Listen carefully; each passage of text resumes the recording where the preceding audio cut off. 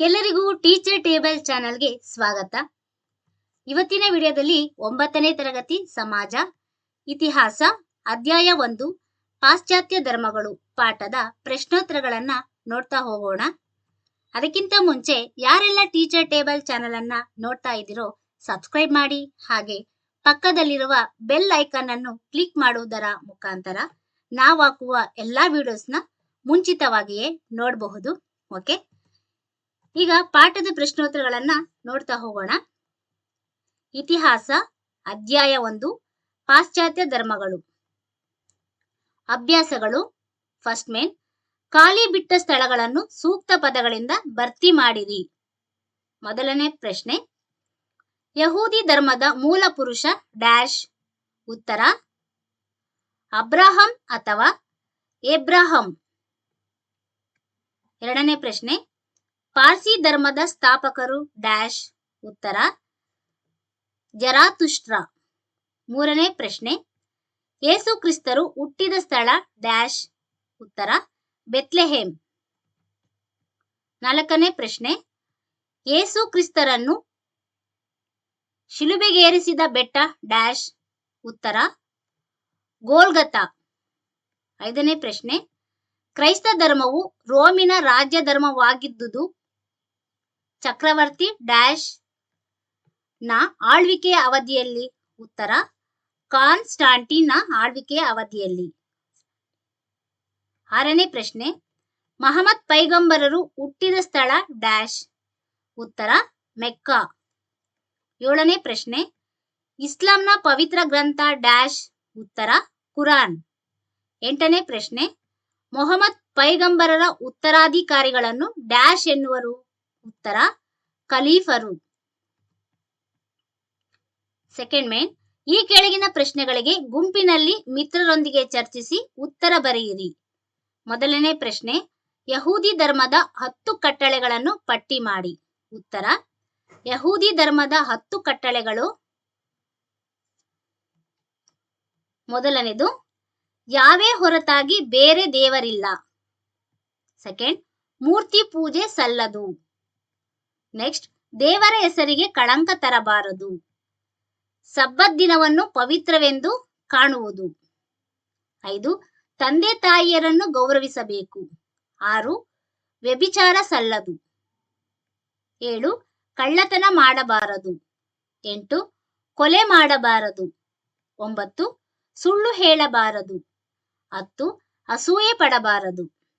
ಎರಡನೇ ಪ್ರಶ್ನೆ, ಪಾರ್ಸಿ ಧರ್ಮವು ವೈದಿಕಾಚರಣೆಗಳಿಗೆ ಹತ್ತಿರವಾಗಿದೆ, ಸಮರ್ಥಿಸಿ. ಉತ್ತರ ಪಾರ್ಸಿ ಧರ್ಮ ಪ್ರಾಚೀನ ವೈದಿಕಾಚರಣೆಗಳಿಗೆ ಹತ್ತಿರವಾಗಿದೆ. ಉದಾಹರಣೆಗೆ, ಒಳಿತು ಕೆಡುಕುಗಳ ನಡುವಿನ ಸಂಘರ್ಷದಲ್ಲಿ ಒಳಿತು ಗೆಲುವು ಸಾಧಿಸುವುದರಿಂದ ಮಾನವನು ಒಳಿತನ್ನೇ ಆಯ್ಕೆ ಮಾಡಿಕೊಳ್ಳಬೇಕು ಎಂದು ಸಮರ್ಥಿಸಲಾಗಿದೆ. ಮೂರನೇ ಪ್ರಶ್ನೆ, ಯೇಸು ಕ್ರಿಸ್ತರ ಜೀವನವನ್ನು ಕುರಿತು ಬರೆಯಿರಿ. ಉತ್ತರ ಜೀಸಸ್ ಅಥವಾ ಯೇಸುರು ಬೆತ್ಲೆಹೇಮ್ನಲ್ಲಿ ಜೋಸೆಫ್ ಮತ್ತು ಮೇರಿ ಎಂಬ ಬಡ ದಂಪತಿಗಳ ಮಗನಾಗಿ ಜನಿಸಿದನು. ಜೀಸಸ್ ಅರಾಮಿಕ್ ಮತ್ತು ಸೆಮಿಟಿಕ್ ಭಾಷೆಗಳನ್ನು ಬಲ್ಲವರಾಗಿದ್ದರು. ಯೇಸು ಕ್ರಿಸ್ತರು ಸಹ ಜಾನ್ನಿಂದ ದೀಕ್ಷಾ ಸ್ನಾನಕ್ಕೆ ಒಳಗಾದರು. ಜಾನ್ ಜೀಸಸರನ್ನು ಮಸೀಹ ಅಥವಾ ಮಹಾರಕ್ಷಕ ಎಂದು ಉದ್ಗರಿಸಿದರು. ಆಗ ಯೇಸು ಕ್ರಿಸ್ತರಿಗೆ 30 ವರ್ಷ ವಯಸ್ಸು. ಯೇಸು ಕ್ರಿಸ್ತರು ಇಸ್ರೇಲ್ ದೇಶದಲ್ಲೆಲ್ಲ ಸಂಚರಿಸುತ್ತಾ ಮತ ಪ್ರಚಾರ ಹಾಗೂ ಬೋಧನೆಯಲ್ಲಿ ತೊಡಗಿದರು. ಕಾಲಾನಂತರದಲ್ಲಿ ಯಹೂದಿಗಳು ಯೇಸು ಕ್ರಿಸ್ತರನ್ನು ತಮ್ಮ ಧಾರ್ಮಿಕ ಮುಖಂಡನನ್ನಾಗಿ ಸ್ವೀಕರಿಸಿದರು.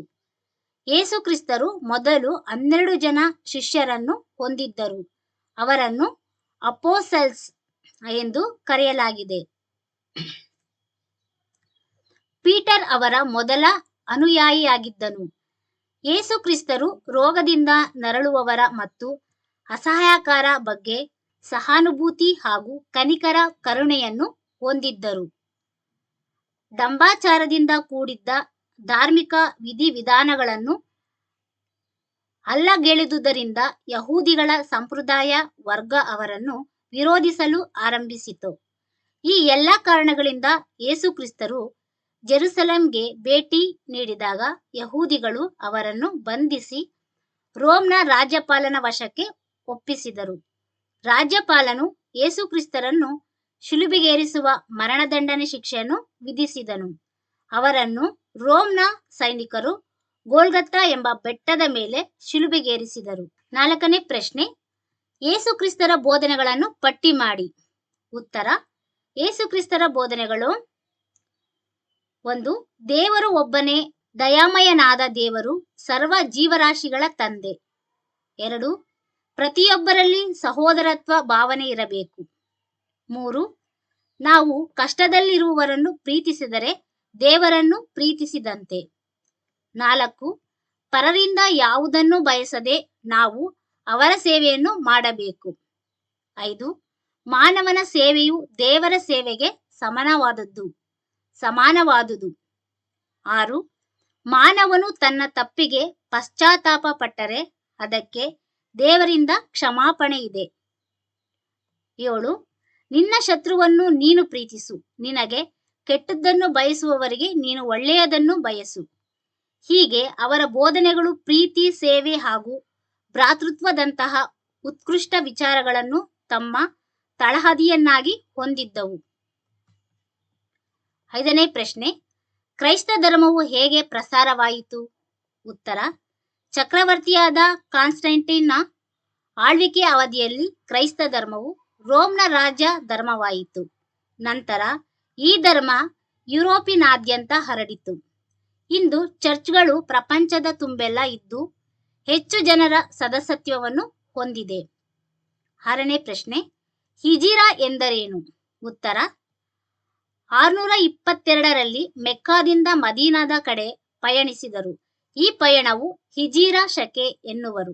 7ನೇ ಪ್ರಶ್ನೆ, ಮೊಹಮ್ಮದ್ ಪೈಗಂಬರರ ಜೀವನವನ್ನು ತಿಳಿಸಿರಿ. ಉತ್ತರ: ಪ್ರವಾದಿ ಮೊಹಮ್ಮದ್ ಪೈಗಂಬರರು ಇಸ್ಲಾಂ ಧರ್ಮದ ಪ್ರವರ್ತಕರು. ಇವರು 570ರಲ್ಲಿ ಮೆಕ್ಕಾದಲ್ಲಿ ಜನಿಸಿದರು. ಇವರ ತಂದೆ ಅಬ್ದುಲ್ಲಾ ಹಾಗೂ ತಾಯಿ ಅಮೀನಾ. ಇವರು ಜನಿಸುವ ಕೆಲವೇ ತಿಂಗಳುಗಳ ಮುಂಚೆ ತಂದೆ ಮರಣ ಹೊಂದಿದ್ದರು. ಅವರ 6ನೇ ವಯಸ್ಸಿನಲ್ಲಿ ತಾಯಿಯನ್ನು ಕಳೆದುಕೊಂಡರು. ಇದರಿಂದಾಗಿ ಚಿಕ್ಕಪ್ಪನ ಆರೈಕೆಯಲ್ಲಿ ಬೆಳೆದರು. ಕಾಲಾನಂತರದಲ್ಲಿ ಒಬ್ಬ ಶ್ರೀಮಂತ ವಿಧವೆಯಾಗಿದ್ದ ಖದೀಜಾ ಬಳಿ ಸೇವಾ ನೌಕರಿಗೆ ಮಹಮ್ಮದರು ಸೇರಿದರು. ಮುಂದೆ ಆ ವಿಧವೆಯೊಂದಿಗೆ ವಿವಾಹವಾಯಿತು. ಅವರಿಗೆ 2 ಪುತ್ರರು ಹಾಗೂ 4 ಪುತ್ರಿಯರು ಇದ್ದರು. ಮೊಹಮ್ಮದರು ಸದಾ ಚಿಂತನಾ ಮಗ್ನರು ಮತ್ತು ಒಂಟಿಯಾಗಿ ಪ್ರಾರ್ಥಿಸುವ ಅಭ್ಯಾಸವುಳ್ಳವರಾಗಿದ್ದರು. ಆ ಪ್ರಾರ್ಥನಾ ಸ್ಥಳ ಮೆಕ್ಕಾದ ಬಳಿಯ ಹಿರಾ ಎನ್ನುವ ಬೆಟ್ಟದ ತಪ್ಪಲಿನಲ್ಲಿದ್ದ ಗುಹೆಯಾಗಿತ್ತು. ಹೀಗೆ ಒಮ್ಮೆ ಅಲ್ಲಿ ಧ್ಯಾನಾಸಕ್ತರಾಗಿದ್ದಾಗ ದೇವದೂತನ ಧ್ವನಿ ಆಲಿಸಿದರು. ಆ ದೇವದೂತನು ಮೊಹಮ್ಮದರನ್ನು ನೀನು ಅಲ್ಲಾನ ಅಥವಾ ದೇವರ ಪ್ರವಾದಿ ಎಂದು ಉದ್ಗರಿಸಿದನು. ಮುಂದೆ ತಾನು ಅಲ್ಲಾನ ಪ್ರವಾದಿ ಎಂದು ತಮ್ಮ ಕುಟುಂಬ, ಬಂಧು ವರ್ಗ ಹಾಗೂ ಸ್ನೇಹಿತ ವರ್ಗಕ್ಕೆ ಮನಗಾಣಿಸಿದರು. ಇವರು ತಮ್ಮನ್ನು ತಾವು ದೇವರೆಂದು ಎಂದೂ ಕರೆದುಕೊಳ್ಳಲಿಲ್ಲ. ತಾವು ಕೇವಲ ಅಲ್ಲಾನ ಪ್ರವಾದಿ ಎಂದೇ ಪರಿಗಣಿಸುತ್ತಿದ್ದರು ಹಾಗೂ ತಾವು ಆಲಿಸಿದ ದೈವಿ ಸತ್ಯ ಅಥವಾ ಸುವಾರ್ತೆಯನ್ನು ಅಭಿವ್ಯಕ್ತಿಸಿದರು. ಅವರ ಶಿಷ್ಯರು ಈ ನುಡಿಗಳನ್ನು ಸಂಗ್ರಹಿಸಿಟ್ಟರು. ಇದೇ ಇಸ್ಲಾಂನ ಪವಿತ್ರ ಗ್ರಂಥ ಕುರಾನ್. ಮೆಕ್ಕಾದ ಸಾಂಪ್ರದಾಯಿಕ ವರ್ಗ ಇವರನ್ನು ವಿರೋಧಿಸಲು ಆರಂಭಿಸಿತು. ಈ ಕಾರಣದಿಂದ ಮುಂದೆ ಪೈಗಂಬರರಿಗೆ ಮೆಕ್ಕಾದಲ್ಲಿ ಬೋಧಿಸಲು ಸಾಧ್ಯವಾಗಲಿಲ್ಲ. 622ರಲ್ಲಿ ಮೆಕ್ಕಾದಿಂದ ಮದೀನಾದ ಕಡೆ ಪಯಣಿಸಿದರು. ಈ ಪಯಣವು ಹಿಜಿರ ಶಕ ಎಂಬ ಹೆಸರಿನಿಂದ ಇತಿಹಾಸದಲ್ಲಿ ಪ್ರಸಿದ್ಧವಾಗಿದೆ. ಸ್ವಲ್ಪ ಕಾಲ ಮದೀನಾದಲ್ಲಿ ನೆಲೆಯೂರಿದರು. ಅಲ್ಲಿ ಅರೇಬಿಯಾದ ಅನೇಕ ಬುಡಕಟ್ಟುಗಳನ್ನು ಒಂದುಗೂಡಿಸಿದರು. ಇದರ ಮೂಲಕ ಅವರ ಬಲ ಇಮ್ಮಡಿಗೊಂಡಿತು. ಪುನಃ ಮೆಕ್ಕಾಕ್ಕೆ ತಮ್ಮ ಅನುಯಾಯಿಗಳೊಂದಿಗೆ ಬಂದು ನೆಲೆಸಿದರು. ನಂತರ ಅಲ್ಲಿಯೇ 632ರಲ್ಲಿ ಕೊನೆಯುಸಿರೆಳೆದರು. 8ನೇ ಪ್ರಶ್ನೆ, ಇಸ್ಲಾಂನ ನಿಯಮಗಳಾವುವು? ಉತ್ತರ: ಇಸ್ಲಾಂ ಧರ್ಮದಲ್ಲಿ ಪಾಲಿಸಬೇಕಾದ ಪ್ರಮುಖ ಆಚರಣೆಗಳು ಮತ್ತು ನಿಯಮಗಳು ಇಂತಿವೆ. ನಿಯಮಗಳು: ದೇವರು ಒಬ್ಬನೇ, ಆತನೇ ಅಲ್ಲ. ಅಲ್ಲಾನನ್ನು ಒಲಿಸಿಕೊಳ್ಳಲು ಸರಳ ಪ್ರಾರ್ಥನೆಯೊಂದು ಸಾಕು. 2. ಪ್ರಾಮಾಣಿಕತೆ ಮತ್ತು ನೀತಿಯುತ ಜೀವನ ನಡೆಸಬೇಕು. ದುಶ್ಚಟಗಳಿಂದ ದೂರವಿರಬೇಕು. 3. ದೀನ ದುರ್ಬಲರ ಬಗ್ಗೆ ಕರುಣೆ ಹಾಗೂ ಸ್ತ್ರೀಯರ ಬಗ್ಗೆ ಗೌರವವಿರಬೇಕು. ಆಚರಣೆಗಳು: ಮೊದಲನೇದು ಕಲೀಮಾ, ಅಲ್ಲಾನಲ್ಲಿ ಮಾತ್ರ ನಂಬಿಕೆ, ಮಹಮ್ಮದರು ಅವರ ಪ್ರವಾದಿಗಳು. 2. ನಮಾಜ್, ಪ್ರತಿದಿನ 5 ಬಾರಿ ಅಲ್ಲಾನಿಗೆ ಪ್ರಾರ್ಥನೆ ಸಲ್ಲಿಸಬೇಕು. 3. ರೋಜಾ, ರಂಜಾನ್ ತಿಂಗಳಲ್ಲಿ ಉಪವಾಸ. 4. ಜಕಾತ್, ಆದಾಯದಲ್ಲಿ ನಿಗದಿಪಡಿಸಿದ ಭಾಗವನ್ನು ಬಡವರಿಗೆ ದಾನ ನೀಡಬೇಕು. 5. ಹಜ್, ಜೀವನದಲ್ಲಿ 1 ಬಾರಿ ಮೆಕ್ಕಾ ಯಾತ್ರೆ ಕೈಗೊಳ್ಳಬೇಕು. ಧನ್ಯವಾದಗಳು. ಈ ವಿಡಿಯೋ ಇಷ್ಟ ಆದರೆ ಎಲ್ಲರಿಗೂ ಶೇರ್ ಮಾಡಿ, ಹಾಗೆ ಲೈಕ್ ಮಾಡಿ, ಕಾಮೆಂಟ್ ಮಾಡಿ. ಟೀಚರ್ ಟೇಬಲ್ ಚಾನಲ್ ಅನ್ನು ಸಬ್ಸ್ಕ್ರೈಬ್ ಮಾಡಿ. Thank you for watching.